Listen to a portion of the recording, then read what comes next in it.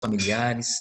E peço a Ti, Senhor, que o Senhor continue usando o pastor Natalino no Teu ministério, que o Senhor a cada dia mais dê palavras remas para ele, para que possa estar ministrando sobre as nossas vidas, Senhor. Eu agradeço ao Senhor por essa oportunidade de estar participando e creio que cada um de nós também somos agradecidos ao Senhor Jesus por essa oportunidade. E peço a Ti, Pai, fala conosco através do Teu Filho.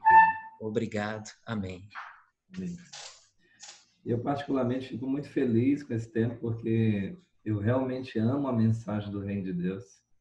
Eu falo por horas, assim, se deixar, especialmente sobre esta mensagem do Reino de Deus. Eu prego sobre muitos assuntos, mas esta mensagem do Reino de Deus, eu sou muito apaixonado por ela. É assim, a minha grande motivação de ser na área ministerial.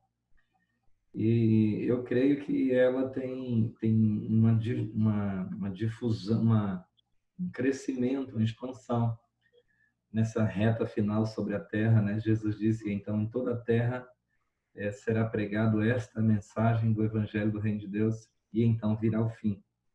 Eu creio muito nessa expansão. A igreja, durante muitos anos, ela não é que ela se prendeu, era necessário mesmo.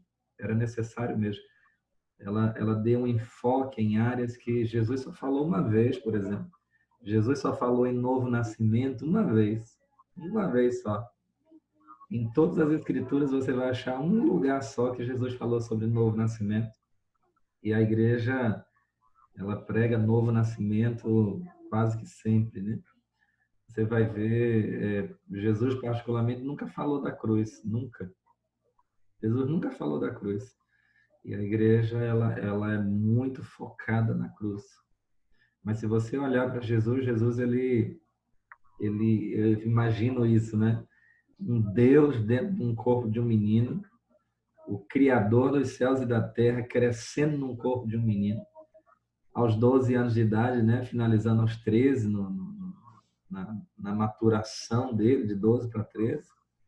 Ele não aguenta, ele dá uma brida de boca ali no templo, deixa todo mundo encabulado, o povo fica todo doido. Eu acho que o Espírito Santo deu uma puxada de orelha neles, ei, aguenta aí que nem agora não. Aguenta aí, meu filho, segura aí, amadurece, porque ainda não é agora. E então ele depois, quando ele completa 30 anos, aí sim ele começa a pregar, e a primeira pregação dele é: arrependei-vos, porque chegou a vocês o reino de Deus. Então, assim, a mensagem de Jesus sempre foi essa. Por onde ele andava, sempre foi essa, falando sobre o reino de Deus, pregando sobre o reino de Deus. E ele morreu e ressuscitou, e quando ressuscitou, a Bíblia diz que ele ficou 40 dias com os discípulos, ensinando sobre o reino de Deus. A mensagem de Jesus sempre foi sobre o reino de Deus, desde caracterizando este reino, a sua identidade, a sua semelhança, como falando da sua cultura, das suas prioridades, do seu estilo de vida, das suas leis, dos mandamentos, do caráter, do estilo de confiança, de fé, de adoração, literalmente de coração quebrantado diante de Deus. Então, tudo girando em torno do reino de Deus. E hoje eu vou falar de chamado, mas para falar de chamado a gente precisa realmente compreender o reino de Deus. Quem esteve comigo no seminário agora no final de semana, vai ser muito fácil entender o que eu vou dizer agora. Muito fácil. Porque já está com a visão, já está com a cosmovisão fresquinha na mente. Eu vou dar uma retrospectiva aqui, porque para a gente entender chamado, a gente precisa entender essa visão do todo. A Bíblia diz em Hebreus, no capítulo 11, que tudo aquilo que existe de maneira material foi criado por aquilo que é invisível. Tudo aquilo que é visível, ou seja, céu, terra, universo, estrelas, árvores, animais, o próprio ser humano, tudo aquilo que é visível foi criado por aquilo que é invisível. Então, nós sabemos, pelas Escrituras, que quem criou o universo material foi o próprio Deus, foi o próprio Senhor Jesus. Está escrito em João, no capítulo 1, no princípio era o Verbo, e o Verbo estava com Deus, e o Verbo era Deus, e tudo que foi feito por meio dele, sem ele, nada do que foi feito se fez. Ou seja, o Pai e o Senhor Jesus estavam em todo o processo de criação deste mundo visível, estrelas, galáxias, nosso planeta e o nosso sistema solar. E eles escolheram um planeta. E nesse planeta que eles escolheram, eles prepararam todo o planeta. Está escrito em Gênesis, no capítulo 1. A terra estava sem forma e vazia, mas ele estruturou a terra, pôs tudo em ordem, separou as águas, criou luminares para governar o dia e a noite, criou as plantas com sementes, com frutos que tenham semente, criou os animais. Então, ele criou toda a estrutura que nós conhecemos hoje, né? A nossa natureza, como a gente chama, né? Esse mundo vegetal e animal. E depois de tudo pronto, ele criou o ser humano. Ele criou Adão e ele criou Eva. E ele disse: façamos o homem à nossa imagem e à nossa semelhança, e domine ele. Então vamos observar algumas coisas aqui, querido. Primeira coisa, quem criou tudo isso foi o Pai e o Filho. Eles criaram tudo isso. Na ocasião de fazer o homem, eles disseram: façamos o homem, ou seja, não era só Deus que estava envolvido, não era só o Espírito de Deus que estava envolvido. Jesus também estava envolvido, o Filho de Deus também estava envolvido no processo da criação.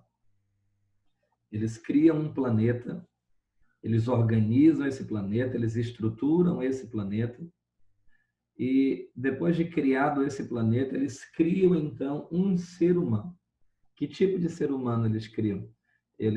Está escrito: façamos o homem, e depois está escrito: criou, pois, Deus o homem. Ou seja, o homem ele é tanto criado quanto ele é feito. Existe uma diferença? Existe.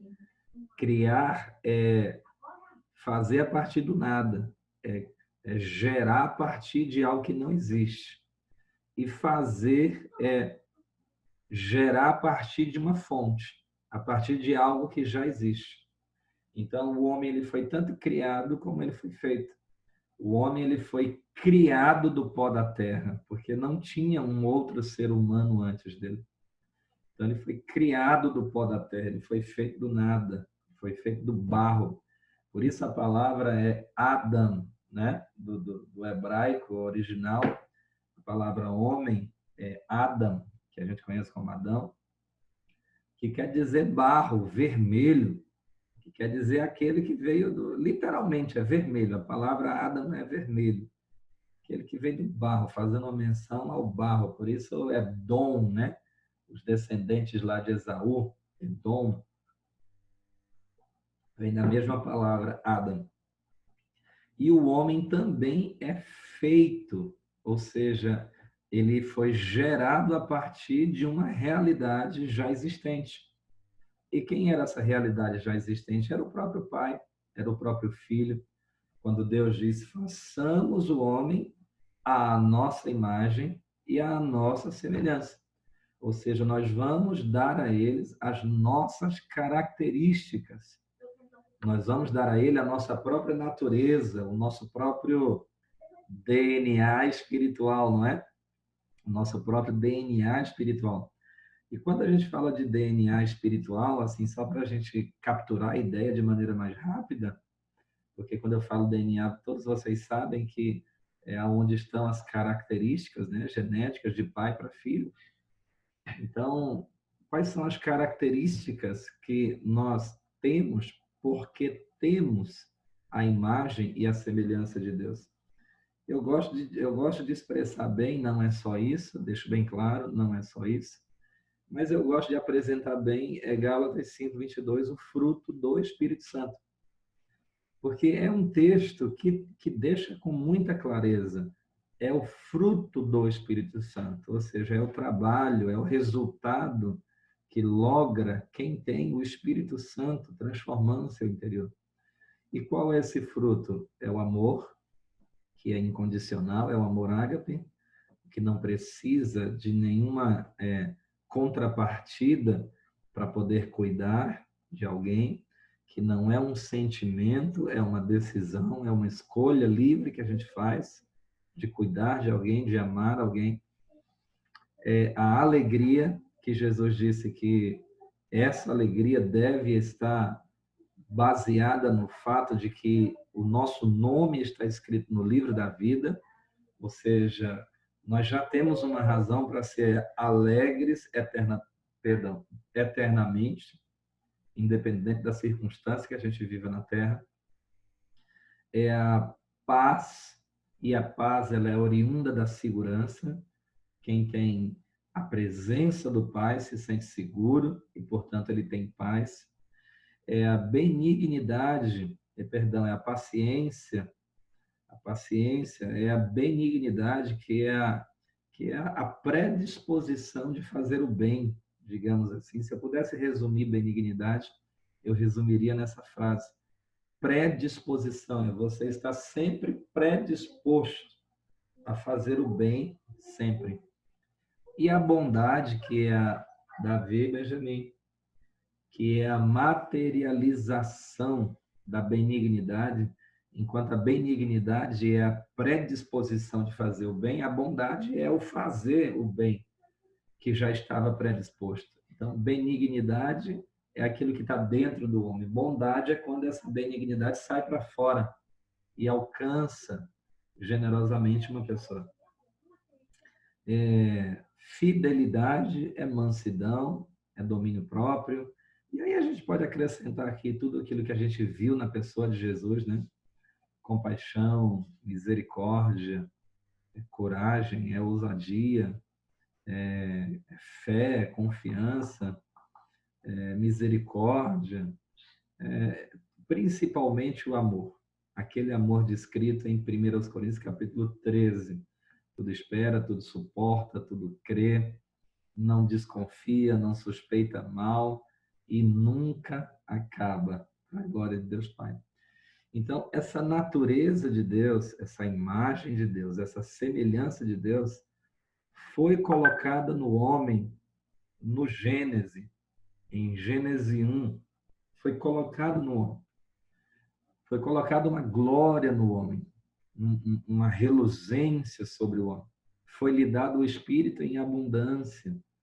Foi-lhe dado um jardim, um local chamado Éden, uma palavra difícil de se traduzir, muitos significados, muitas teologias a respeito dessa palavra. Eu gosto muito da tradução portal aberto para o céu.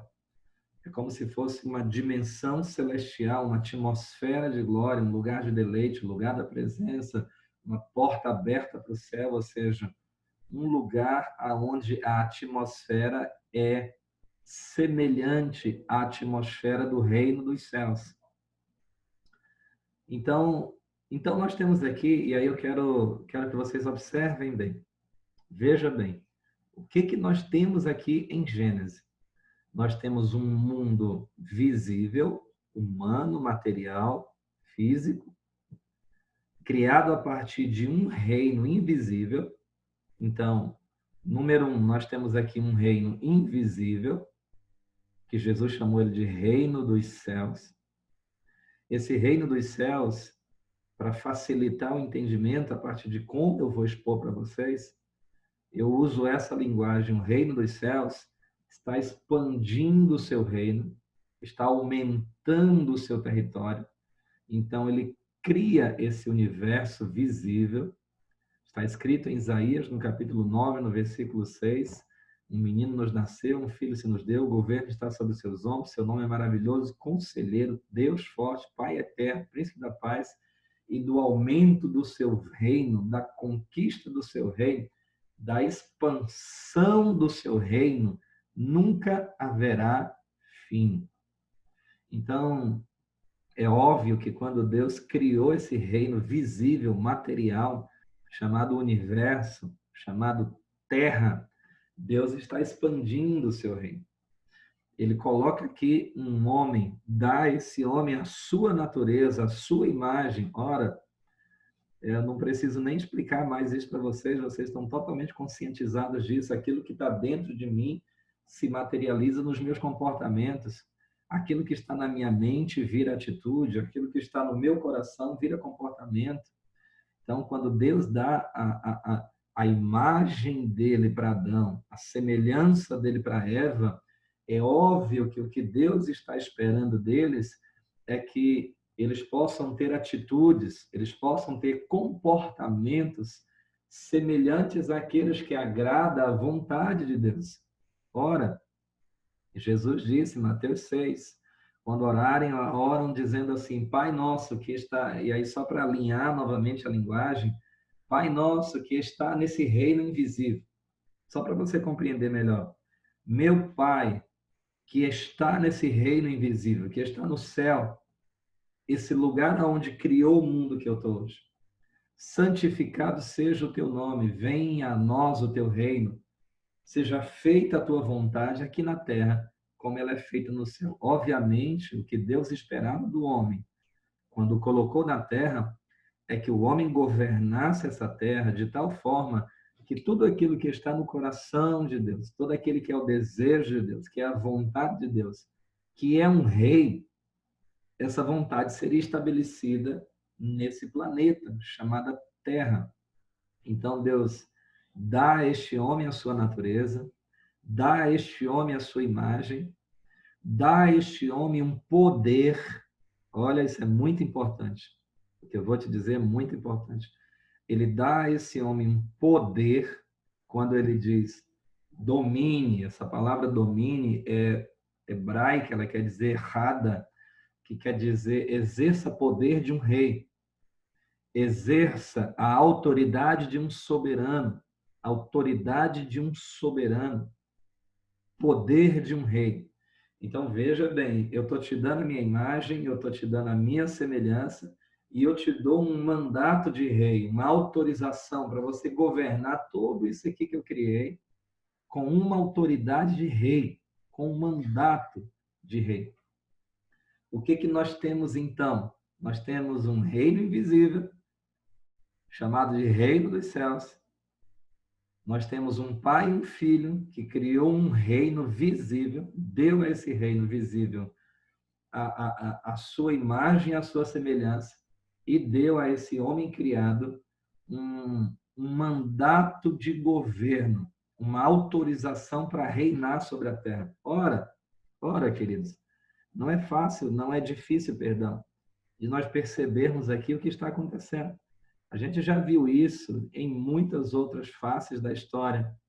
Nós vimos isso na nossa própria realidade aqui do Brasil, quando o rei de Portugal, colonizando o Brasil, envia para cá o seu representante, se eu não estiver enganado, é Dom Pedro, sei lá, Dom Pedro -2, -1, diz aí, quem sabe? 1, 2, 3, 4. Tanto Dom tem o primeiro, o segundo, tem o -1, -2. Eu não sei não, vocês sabem aí. E esse rei enviado para cá, para essa colônia chamada Brasil, deveria cumprir no Brasil toda a ordem, todo o interesse, toda a vontade do rei de Portugal. Ou seja, o rei de Portugal, estando em Portugal, reinaria no Brasil através de um representante, o enviado que ele enviou para cá, chamado Dom Pedro I. Nós vemos isso em toda a história do mundo. Nós vemos isso na história do Reino Unido, por exemplo, quando ele colonizou a África do Sul. Você vê, ele envia para lá um representante, uma espécie de rei para aquela colônia, um governador para aquela colônia, e ele é responsável de implantar naquela colônia toda a cultura do Reino Unido. Então, você vai, por exemplo, a gente viu aí a Copa do Mundo na África do Sul. Antes do Brasil, foi na África do Sul a Copa do Mundo, não sei se vocês lembram. E a África do Sul está lá no sul da África, está no extremo da África, lá no finalzinho. Os países acima da África do Sul, na sua grande maioria, são, eu não sei nem se tem uma exceção, acho que nem tem uma exceção. São todos países pobres, são todos países de maioria negra, são todos países com ditaduras, com controladores, são todos países assim com muitas deficiências. Mas você vai na África do Sul, por exemplo, eles têm o melhor sistema de trens, né? Até melhor do que na Europa. Eles são ricos. Lá os carros são dirigidos do lado direito, né? O volante, igual na Inglaterra. Eles falam inglês, a língua do rei. Eles têm a cultura dos ingleses, tem muitos cidadãos brancos. É um país totalmente desenvolvido, é um país próspero. É o país do Nelson Mandela, tá? Que foi presidente. Então, você vê que a Inglaterra, o Reino Unido, que não é só a Inglaterra, tá? Conseguiu transferir para a África do Sul, sendo a sua colônia, toda a sua cultura, a sua língua, as suas festas, os seus valores, os seus princípios, a sua riqueza. E nós vemos isso ao longo de várias outras nações. Nós vemos várias outras nações. Então, o princípio de colonização, essa é a palavra, colonização. Grave essa palavra. Foi isso que Deus fez ao criar a terra. Quando Deus cria a terra, ele está expandindo o seu reino para uma dimensão visível, física, geográfica. Ele dá ao homem uma estrutura de poder, a sua imagem e a sua semelhança, para que nessa colônia as coisas aconteçam exatamente como acontece no céu. Ponto. Fechei a primeira parte desse entendimento. Antes de eu prosseguir, alguém tem uma dúvida? Ficou claro? Eu estou totalmente aberto para perguntas, tá, querido? Hoje eu estou facinho, facinho. Quem tiver pergunta, pode perguntar, tá tranquilo, tá? Estou falando assim mais rápido porque a gente está sempre extrapolando o tempo, né? E eu sei que para algumas pessoas que estão aqui, principalmente mulheres casadas, o tempo tem que ser remido, né? Ok. Então, bola para frente. Nós temos essa realidade. Isto é o original. Você sabe o que é o original, o projeto original. O projeto original de Deus é esse. Uma terra sem pragas, sem maldições, uma terra onde não tem animais carnívoros, uma terra onde não tem a lei da selva, um comendo o outro, uma terra onde os homens conversam com os animais, dão comando para os animais, uma terra onde a natureza de Deus está estabelecida, uma terra que é uma colônia do reino de Deus. Uma terra que é uma colônia do reino de Deus. Liderada, governada, presidida pelo homem, a quem Deus deu o mandato de governar essa terra. E aí eu quero recitar uma outra parte que eu acabei deixando para trás, que é muito importante, tendo em vista o tanto de mulheres que tem aqui. Quando Deus cria o homem e dá esse mandato de poder de rei ao homem, essa palavra homem lá não se refere a sexo masculino, se refere a humas, de humanidade. Não tem definição de sexo, homem e mulher. O mandato de governo é para homem e mulher, não é só para o homem, é para homem e mulher. É os dois que Deus criou, a eles Deus deu o mandato de governar sobre toda a criação. Jamais um homem governando sobre o outro, o homem governando sobre o que Deus criou. Jamais uma pessoa dominando a outra. Por isso que ninguém se sente bem sendo dominado pelo outro. Ninguém se sente bem sendo escravizado pelo outro, sendo abusado emocionalmente pelo outro. Porque Deus não fez um homem para dominar sobre o outro. Deus fez o homem para dominar sobre o que ele criou, esse planeta Terra e todas as coisas. Então, nós temos aí essa primeira imagem, essa primeira verdade, essa primeira visão, uma humanidade crescendo sobre a Terra. Olha que coisa interessante. Tem igreja aí nessa criação? Tem ou não? Cadê o restinho dos rostos? Oi, Tati, pode falar. Não, só dizer amém. Amém. Então, tá bom. Então não tem igreja aí no Gênesis 1, né? Tem não, né? Tem pastor aí no Gênesis 1? Olha a blasfêmia agora. Tem Bíblia aí no Gênesis 1? Eu gosto de falar essas coisas só para ver a cara de vocês. Você fica doidinho. Meu Deus do céu. O pastor hoje surtou. Já que ele vai falar mal da Bíblia bem aqui, quer ver? Tem profeta aí no Gênesis 1? Tem templo aí no Gênesis 1? O que tem aí no Gênesis 1? Um planeta, um ser humano criado como filho de Deus, a palavra hebraica lá é Abba, fonte, nascedouro, ou seja, Deus, tu é a minha nascente, tu é a minha origem, tu é o meu nascedouro, tu é o meu pai, Abba. E o que nós temos aí é um homem e uma mulher com uma cultura celestial, com a identidade de Deus e um mandato de poder, cheios do Espírito Santo, para viver na terra. Ou seja, uma família estabelecida na terra, cheio da imagem de Deus, da natureza de Deus e do poder de Deus, para governar uma terra sem praga, sem capim, sem abrolhos, sem animais um comendo o outro. Os animais são vegetarianos, os animais que Deus criou no início são vegetarianos. Leia Isaías 11, se você tem alguma dúvida, leia Isaías 11. Nós temos uma terra em paz, sem nenhum tipo de derramamento de sangue. O próprio homem era vegetariano. Leia direitinho, aquele Gênesis 1. Estou te dando de toda a árvore, de todo o fruto que está na árvore.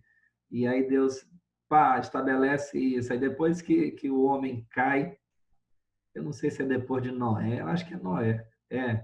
Quando vem o dilúvio, que só sobra a família de Noé, aí Deus chama Noé e diz assim: estou te dando agora toda a árvore do campo, todo o fruto da árvore e também os animais do campo. Ó, ó, em Gênesis 1, Deus dá para o homem os frutos das árvores, as folhas, as plantas e nada mais. O homem que Deus criou era vegetariano. Depois, em Noé, já por causa do pecado, do derramamento de sangue, é que Deus dá a ele também os animais do campo.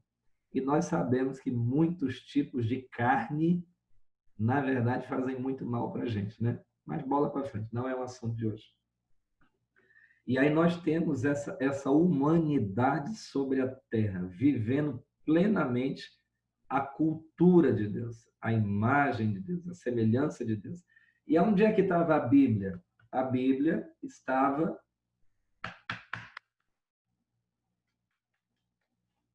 na mente e no coração. Leia Jeremias 31, no versículo 31 até o 33, diz: nos últimos dias, ninguém mais vai precisar ensinar ninguém, porque eu vou pôr a minha lei na mente e no coração, e ninguém mais vai precisar ensinar ninguém coisa alguma, porque todos conhecerão a minha vontade. Eu serei o seu Deus e eles serão o meu povo. Ponto. Então nós temos aí um ponto, um assunto fechado. Acabou a história. É exatamente isso que acontece. Esse é o plano original de Deus. Não tinha igreja, não tinha templo, não tinha vocações. Deus nunca imaginou criar uma religião. Deus nunca pensou em fundar cristianismo. Na verdade, Deus não fundou cristianismo. A própria palavra cristão foi usada aí no final do terceiro século. Era uma palavra pejorativa, era usada para zombar o povo, não era nem uma palavra de elogio, era pejorativa. Jesus não fundou o cristianismo, Jesus também nunca construiu um templo e nada disso existia no princípio. Eu vou mais longe, querido.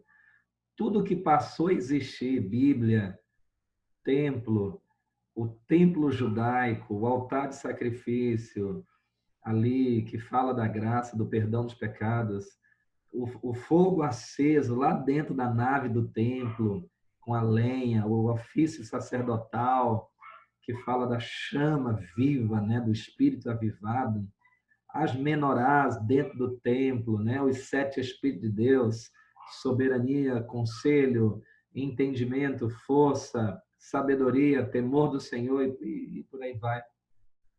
E a Arca da Aliança, que representava o próprio Deus, tudo isso que veio para fora do homem, que agora ficou diante dos olhos do homem, que agora era uma imagem física fora do homem, tudo isso estava dentro do homem, em Gênesis 1.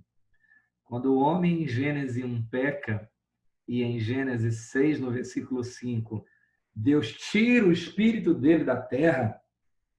Vou repetir, Deus tira o espírito dele da terra. Gênesis 6, 5, Deus diz assim, o meu espírito não vai ficar mais na terra contendendo com o homem.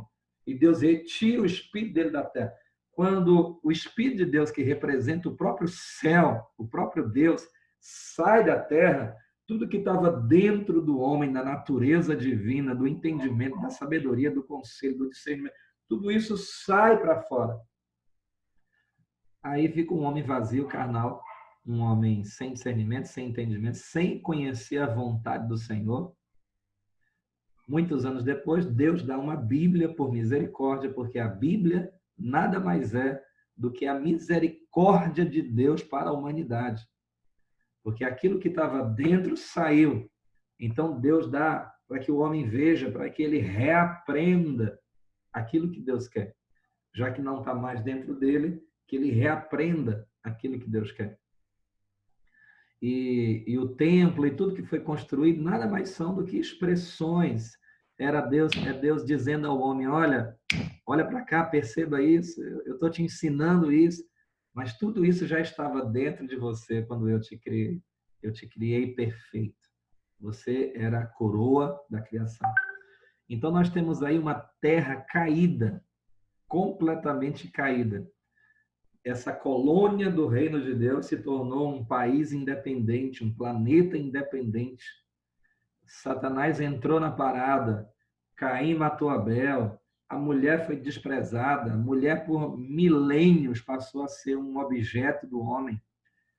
Aí vem tudo que você pensa de ruim, ocultismo, idolatria, a tentativa de religar o homem a Deus, religar de religião, e aí por aí vai, tudo que não presta nasceu depois de que o reino de Deus foi retirado da terra, depois de que o Espírito de Deus saiu da terra, depois de que essa colônia do céu se tornou numa colônia independente. Tudo que não presta foi estabelecido. Porque é simples, assim como o Rei do céu estabeleceu no homem criado a sua imagem, a sua semelhança, assim agora o império das trevas, o imperador, o príncipe desse mundo, chamado Satanás, vai construir no homem a sua imagem e a sua própria semelhança. Homicídios, adultério, idolatria, fornicação, imoralidade, prostituição, genocídio, tudo que não presta. Para você ter uma ideia, a imagem de Satanás no satanismo, a imagem de Lúcifer no satanismo, é um homem de chifres, ele tem peitos de mulher, ele tem um pênis e ele tem uma vagina, ou seja, é a dualidade. O homem pode ser mulher, a mulher pode ser homem, ele escolhe o que ele quer ser. Por isso que você vê aí essa loucura aí do LGBT, 70 e tantos tipos de gêneros diferentes, escolhe o seu. Você pode ser homem, você pode ser mulher, você pode ser bicho. Você escolhe. Ai, meu Deus, você pode escolher o que você quer ser. E a Terra passou a ser uma colônia independente. Uma colônia independente. Eu te disse tudo isso para você começar a entender por que nós temos chamado. Por que nós temos um chamado. O que Deus tem agora? Deus tem o reino dos céus e ele tem uma colônia rebelde que se revoltou e não pertence, não está mais no controle dele. A terra é uma colônia independente. Depois da queda de Adão, querido, Deus começa um processo de recolonizar a terra. E o ato inaugural, a pedra fundamental, se eu posso dizer assim, foi a vinda de Jesus na terra para perdoar toda a humanidade e dar-lhes o direito, e aí eu vou recitar Colossenses 1,13, e dar-lhes o direito de saírem do domínio do império das trevas e serem transportados para o reino de Deus. Aqui Pastor, mesmo até. Oi. posso fazer uma pergunta? Pode. Eu queria só... ficou só uma dúvida aqui quando o senhor explicou sobre a criação da Terra, né? E com relação ao reino das trevas, tipo, Deus criou a Terra, criou o homem, né? A imagem dele, né? No caso, quando foi o momento que sempre existiu, ou qual foi o momento que houve a criação do reino das trevas, no caso, quando o anjo caiu, se rebelou, que seria Lúcifer? Em que momento aconteceu isso? Não sei se deu para entender a minha pergunta. É difícil de responder. Eu entendi a pergunta perfeitamente. Por que é difícil de responder? Porque como a gente vive no planeta Terra, nesse universo, onde a gente está sujeito ao Cronos, ao tempo cronológico, Davi e Benjamin, ao tempo cronológico, a gente está submetido às leis da gravidade, a gente tem passado, presente e futuro, e nós nascemos já debaixo dessa realidade, a gente não consegue sequer imaginar que exista uma dimensão onde não tem passado nem futuro, só tem presente. Aonde não tem tempo. O tempo não está correndo nessa outra dimensão. Quando a gente fala isso, é difícil, a gente fica assim, como assim? Como assim? Como assim? Uma dimensão que não tem passado nem futuro, uma dimensão que não está no Cronos e uma dimensão que não tem espaço. Ele pode entrar num portal aqui e sair a milhares de quilômetros, se fosse, por exemplo, aqui no planeta. Um anjo pode sair da dimensão do céu no Japão, ele pode entrar em outro portal e sair no Brasil. Então, assim, fica difícil de você dizer, Luciana, quando Lúcifer caiu, eu não faço a mínima ideia, porque no reino de onde ele caiu não tem tempo. É difícil. Não tem tempo. Lá eles não estão na esfera do tempo. Eu sei que a serpente estava em Gênesis 1. Em 3, né? Em Gênesis 3, perdão. Serpente, eu ia perguntar se a serpente tinha alguma coisa a ver, tem alguma coisa a ver com o Lúcifer, ele ou uma representação, né? Se naquele momento ele já existia, ou se é outra situação. Eu sabia. Olha, isso é muito, muito mistério, viu? Muito mistério. Tem muitas, assim, muitas teologias a respeito disso. Eu me arrisco a dizer que tem milhares de teologias a respeito disso, de entendimentos a respeito disso. E aí, assim, para onde você for, é dedução. São pessoas deduzindo aquilo que seja mais óbvio. Eu não me arrisco a te responder, Luciana. Não me arrisco. O que eu posso dizer é que a serpente colocou no coração de Eva uma dúvida a respeito de quem ela era, a respeito da identidade de Deus, e ela recebeu uma punição. Obviamente, ela estava trabalhando contra Deus, ou seja, é o adversário, obviamente é Satanás. Depois, o próprio Satanás vem tentar Jesus, milhares de anos depois, com a mesma cilada. Se tu és o Filho de Deus, trabalhando sempre na identidade. Então, que era Satanás naquela serpente, era, isso é fato, mas não faço a mínima ideia se a serpente tinha pé, se não tinha, se andava, se era um animal dócil, se não é, não faço a mínima ideia, tá bom? Não vou pescrutar isso aí não, porque isso aí é sem fim. Isso aí é uma viagem sem fim. Então, nós temos agora uma terra que perdeu a imagem de Deus, perdeu a semelhança de Deus, aonde o céu já não governa mais essa terra, e agora nós temos um Jesus, e ao longo, antes de Jesus vir, o que nós temos? Nós temos profetas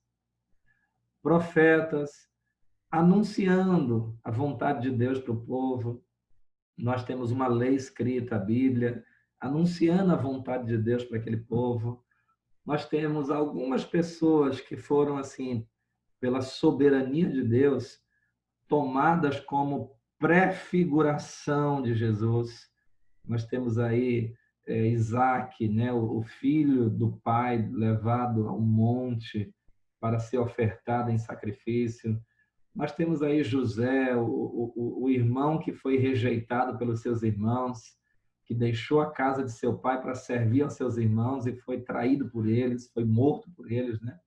E depois veio a ser o cabeça de todo o governo, uma figura messiânica. Nós temos aí Davi, né, o homem segundo o coração de Deus, que derrotou todos os seus inimigos e estabeleceu a paz. Então, nós temos profetas ali, em tempos, falando a vontade de Deus para o povo, e nós temos algumas figuras messiânicas anunciando mais ou menos aquilo que era o que Jesus ia fazer. Até que, de fato, vem Jesus, até que, de fato, Jesus paga a conta da humanidade. Jesus, de fato, reconecta o homem ao Pai. Ninguém vem ao Pai senão por mim. Eu sou o caminho, a verdade e a vida. Eu sou a luz do mundo. E ele vem com uma mensagem dizendo: arrependam-se, porque chegou a vós o reino de Deus. Então, aquele reino de Deus que saiu da terra, lá em Gênesis 6, versículo 5, agora está voltando de novo para a terra. E qual é o objetivo do reino de Deus? Sempre foi o mesmo: colonizar a terra. O reino de Deus não quer uma religião, o reino de Deus não quer um templo, o reino de Deus não quer um livro de rituais, o reino de Deus não quer nada que não seja a imagem do seu rei construída no caráter de cada pessoa. E que a cultura de Deus, ou seja, a vontade de Deus, prevaleça na vida dessas pessoas. E eles agora, porque em Gênesis 1, qual era o projeto de Deus? Eu dou a minha natureza para vocês viverem sobre a terra. Agora a terra está caída. A terra perdeu a sua imagem. E o governante da terra é outra. Então, qual é agora o novo projeto de Deus? Eu te dou a minha imagem e te dou uma missão. E te dou um chamado. Ide e fazei discípulos de todas as nações. Então, por que nós temos chamado? Porque Deus iniciou um processo de recolonizar a terra. Deus está, de novo, trazendo o céu para a terra. De novo, influenciando as culturas, mudando os pensamentos. Vou te dar 2 textos bíblicos que comprovam isso que eu estou te dizendo. Muitas pessoas não entenderam, e até hoje não entendem, aquele versículo que Jesus disse assim, Jesus estava ali expulsando demônios, os judeus ficaram ali enciumados, chegaram perto de Jesus e disseram: olha, você está expulsando demônios por Belzebu, príncipe dos demônios. Jesus disse assim: olha, se eu estou expulsando demônios pelo Espírito de Deus, é sinal de que chegou a vocês o reino de Deus. Em Gênesis 6:5, o Espírito de Deus é retirado da terra. O reino sai da terra. Agora, eu não lembro essa passagem, onde é que ela está. O Espírito de Deus volta à terra. Jesus está expulsando demônios através dele. E Jesus disse assim: olha, se o Espírito voltou para a terra, e ele está aqui operando e libertando, é porque o reino de Deus chegou para vocês. E aí eu complemento, abre aspas, novamente, fecha aspas. O reino de Deus chegou para vocês. A prova disso é o Espírito de Deus que está aqui. Ele não estava mais, e agora ele está aqui. Você vai ver também em uma profecia de Daniel, onde Daniel está falando lá dos reinos que viriam sobre a terra, a cabeça de ouro, que era Nabucodonosor, os braços de prata, e até o início aqui do busto, né, de prata, que seria os persas. Depois ele fala do abdômen de bronze, que era o reino grego, né? Isso tudo já está consumado, já aconteceu. As pernas de ferro, que era o Império Babilônico, o reino de Roma. E aí a Bíblia diz que nesses dias, né, vem nos pés uma pedra descolada da rocha, sem o auxílio de mãos. Quando a Bíblia fala de rocha, ela está falando do próprio reino dos céus. O reino messiânico, Deus chama o reino messiânico na terra de minha montanha, né? No meu monte, naqueles dias, não haverá mais morte. No meu santo monte, naquele dia, ninguém mais haverá derramamento de sangue. No meu santo monte, eles vão transformar as espadas em foices, eles vão transformar suas armas de guerra em enxadas. Ele chama de santo monte. É o reino de Deus sobre a terra. E aí a Bíblia diz que uma pedra foi descolada da rocha, ou seja, do próprio céu, sem o auxílio de mãos, ou seja, não foi obra de ninguém, é de graça, foi obra de Deus. E veio e tocou nos pés da estátua, ou seja, ele veio nos dias do Império Romano, e ele atingindo a estátua, ele pulverizou a estátua.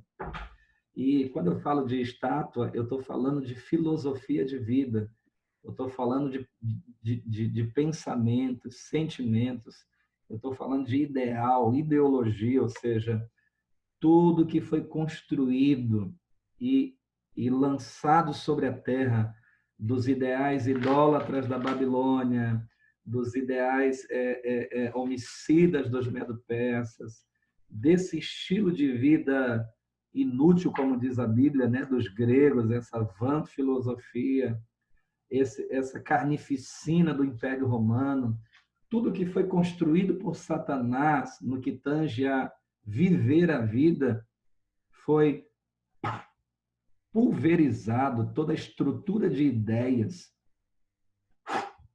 pulverizada pela chegada de Jesus na Terra. E aí Jesus vem na Terra ensinando o povo a pensar quais as prioridades, quais os ideais, qual o governo do céu, a cultura do céu, as prioridades do céu, as metas do céu, e tudo que você conhece aí das Escrituras. E a Bíblia diz, nessa mesma profecia de Daniel, que essa pedrinha que pulverizou a estátua, ela cresceu, cresceu, cresceu, se tornou uma montanha. E depois ela cresceu, cresceu, cresceu e encheu toda a terra. Isaías capítulo 6, vejo a glória do Senhor e a orla do seu manto enche todo o templo e a sua glória enche toda a terra. Em outras palavras, de uma forma bem fácil de entender, a cultura do céu, a imagem e a semelhança de Deus será construída na mente e no coração de cada ser humano, sempre de maneira crescente, até que Jesus volte e, voltando, estabeleça isso de maneira integral sobre a terra. E quando Jesus vier e, de fato, se assentar para reinar sobre as nações, Gênesis 1 estará plenamente estabelecido. A originalidade de todas as coisas estará estabelecida.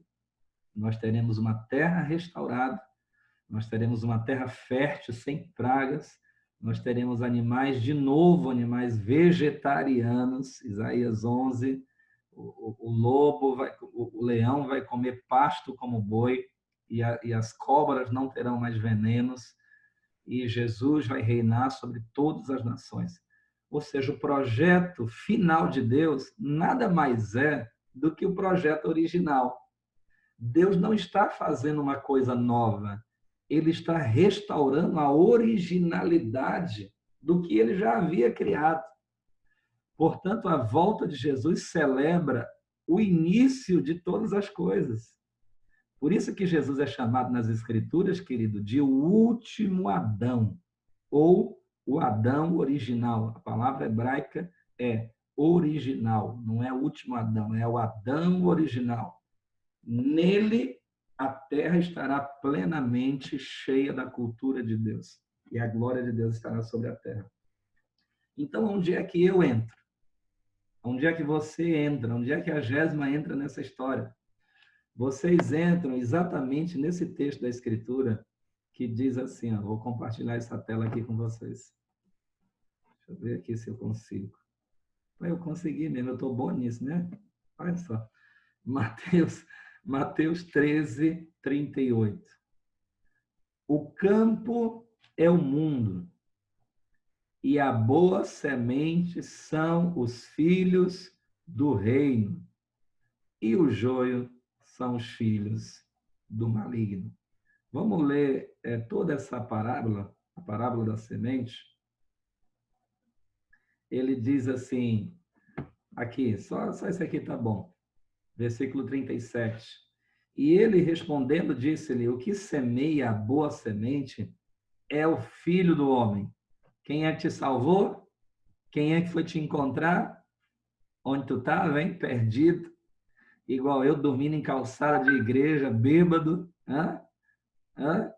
morrendo aí jovem, na prostituição, no pecado, na vida vã, inútil de viver. Quem é que foi lá te achar? Yeshua, Jesus, o Filho de Deus. Por isso ele diz aqui no versículo 37, respondendo, o que semeia a boa semente é o Filho do Homem. E o campo é o mundo. E a boa semente são os filhos do reino. Então aqui, querido, fica extremamente fácil de compreender o nosso chamado. Qual é o papel de uma semente? Todos nós aqui sabemos de maneira clara qual é o papel de uma semente. Agora veja o que o céu fez. O céu pegou uma sementinha dele, ou seja, da imagem de Deus, da semelhança de Deus, do poder de Deus, de tudo que tem no céu, que é obviamente fruto de Deus, da natureza de Deus, ele é o Pai de todas as coisas. É como se o céu pegasse uma fagulhazinha do próprio Deus e lançasse isso sobre uma terra caída. O que Deus está esperando? Deus está esperando que essa semente morra, entende? Morra, não preciso nem gastar um minuto aqui falando sobre isso, que essa semente morra, então morre logo, que ela germine na terra e que ela brote e que ela se torne uma árvore frondosa e que ela dê muitos frutos, que dentro dela tenha milhares e milhões de sementes, de novas sementes, que também vão para a terra, que também vão morrer, que também vão gerar novas árvores e que também vão gerar novos frutos. O nome disso é discipulado. O nome disso é fazer discípulos. Então, o que Deus pensou sobre você? Deus olhou para Romanos 8, 28. Aqueles que de antemão conheceu, e aqui eu preciso sim gastar um minuto para poder recapitular a nossa memória. Aqueles que de antemão conheceu. Quando que Deus conheceu o Iliomar? Quando que Deus conheceu o Almir? Eu gosto muito disso porque Jesus vai dizer assim em Mateus 25, venha Iliomar, venha Almir, os que estão à minha direita, venham e entrem no reino que eu preparei para vocês antes da fundação do mundo. Então, antes da fundação do mundo, Deus pensou no Iliomar, Deus pensou no Almir. O Iliomar e o Almir eram uma ideia na mente de Deus.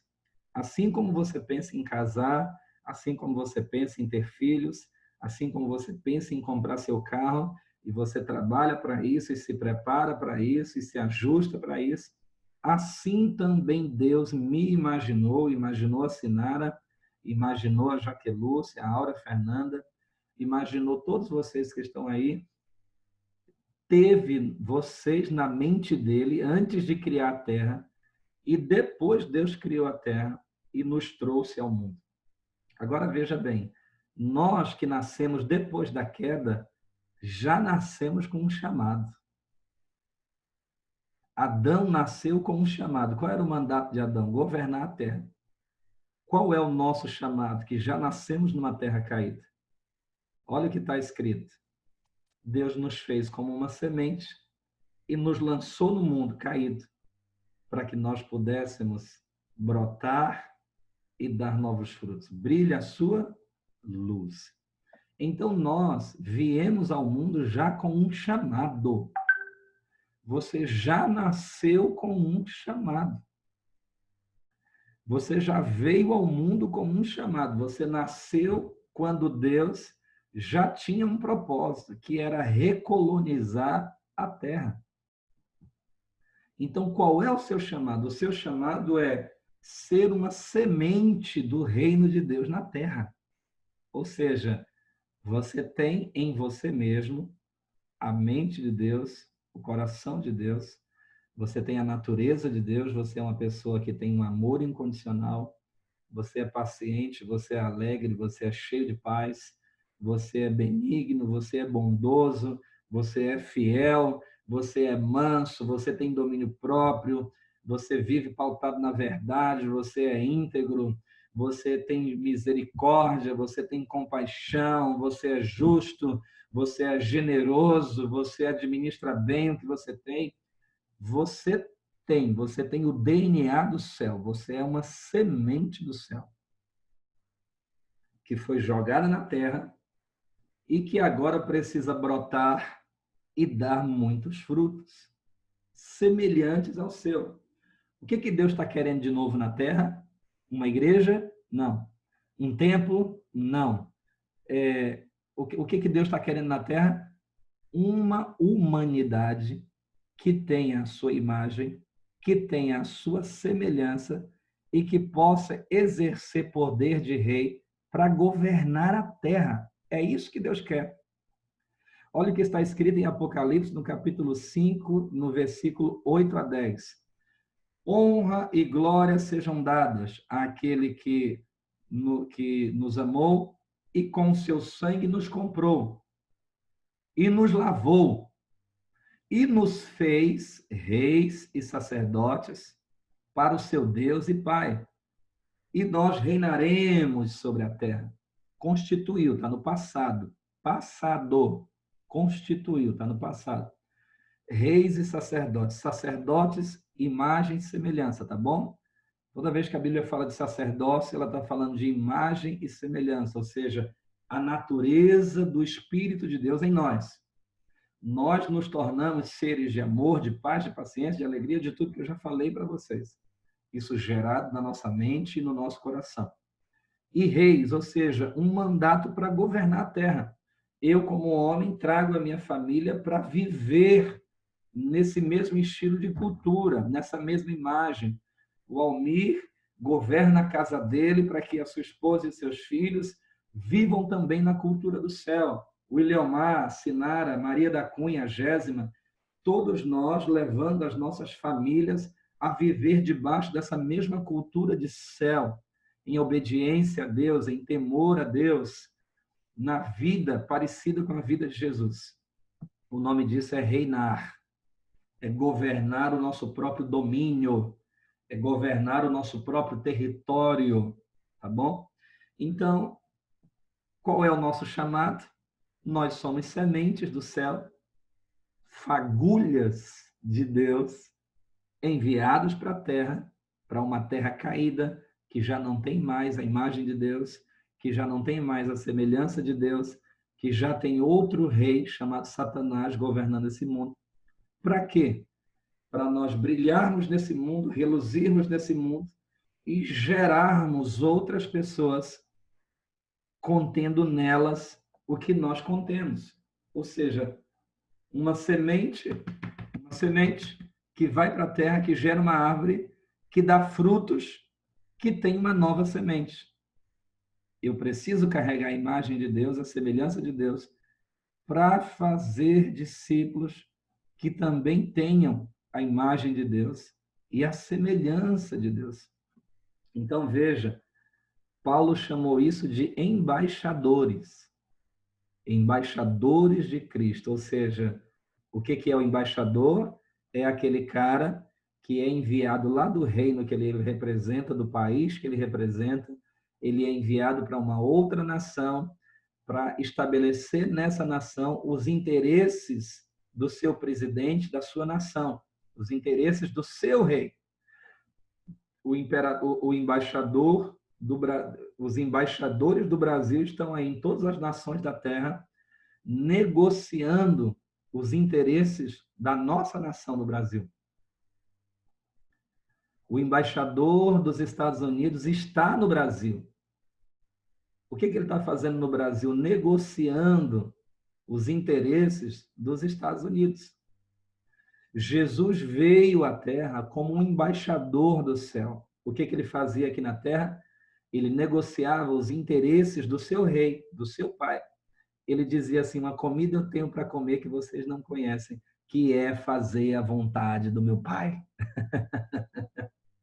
Que é fazer a vontade do meu pai. Então, qual é o nosso chamado? Qual é o nosso chamado? Sermos embaixadores de Deus na terra. Nós somos embaixadores do céu na terra. Para quê? Para cuidar dos interesses do reino dos céus. E qual é o interesse do reino dos céus? Que toda a terra se arrependa. Que toda a terra seja salva por meio de Jesus Cristo. João capítulo 1, capítulo 3. O desejo de Deus é que todo homem seja salvo e ninguém seja condenado. Quais são os interesses do reino dos céus na terra? É que todo homem se arrependa e fuja da ira que há de vir sobre a terra, do grande juízo, do grande dia do Senhor que há de vir sobre a terra. O desejo do reino dos céus para a terra é que toda a humanidade se arrependa e fuja da ira de Deus. E se arrependendo, receba Jesus para perdão dos pecados e seja batizado no Espírito Santo. Para quê? Para que o Espírito Santo construa no interior de cada pessoa a imagem de Deus, a semelhança de Deus, o caráter de Deus, a cultura de Deus. E a terra, de novo, seja uma colônia do reino dos céus. Por isso que Jesus veio para desfazer as obras do diabo e exterminá-las até o fim. E a terra será, de novo, uma colônia do reino dos céus. É por isso que não tem nada a ver com placa de igreja. O nosso chamado não tem nada a ver com placa de igreja. Não tem nada a ver com ir lá para o altar e tocar uma música. Não tem nada a ver com pregar só uma palavra de domingo. O nosso chamado é salvar um perdido e fazer que, no caráter dele, seja construída a imagem e a semelhança de Deus por meio do Espírito Santo e deixar que ele cresça com o Espírito Santo e na paternidade de Deus. Então, querido, eu já vivi realidades, já perdi pastor, já perdi a placa da minha igreja, eu me converti. Primeiro nós perdemos a visão, nós éramos do G12, perdemos a visão, éramos do M12, perdemos a visão também. Tinha um pastor que eu amava, perdi o pastor que eu amava, perdi a pastora que eu amava, agora tenho ela de volta como ovelha, como amiga e muitas vezes também como pastora ainda. Aqui agora está me dando uns puxão de orelha. Passamos por várias fases, os mais antigos aqui sabem, várias fases de não ter nenhum ânimo congregacional no que tange a estrutura denominacional, mas nunca neguei o meu chamado, nunca. Nunca. Quem me conhece aqui sabe, nunca neguei o meu chamado. Porque o meu chamado não tem nada a ver com os homens. Ou não depende dos homens. Os homens estão na minha vida para me treinar, para me discipular, para me ajudar. Mas o meu chamado não é anulado por placa de igreja, nem por homem algum. Deus me plantou na terra como uma semente. O meu chamado pertence a Deus. No dia que Deus me chamar de volta, eu volto para o céu. Assim como um embaixador é chamado de volta para o seu país quando o rei manda chamar, o presidente manda chamar, e ele volta porque o presidente chamou, assim é eu e você quando nós morrermos. Quando nós morrermos, é quando Deus nos chamar de volta para a nossa pátria celestial. Deus está chamando o embaixador de volta para a sua pátria. Você tem um chamado, querido. Walter tem um chamado, Alcilene tem um chamado, Elié tem um chamado, Ivone, Camila, Amanda, Henrique, Tati, Maria da Cunha, Gésima, Edgar, Iliomar, Almir, Jaquelúcia, Luênia, Rivane, Luísa. Nós temos um chamado e ele é celestial. E o nosso chamado é para termos em nós a natureza do Filho de Deus, a natureza do Pai, o poder do Espírito Santo, e fazermos discípulos que também tenham a imagem e a semelhança do Espírito do Pai, a natureza do próprio Cristo, até que o embaixador nos chame de volta, ou até que Jesus Cristo venha com as nuvens do céu e ajunte os seus escolhidos das extremidades da terra para estarmos com Ele para todo o sempre. Beijo no coração, graça e paz. Eu encerro aqui a exposição do tema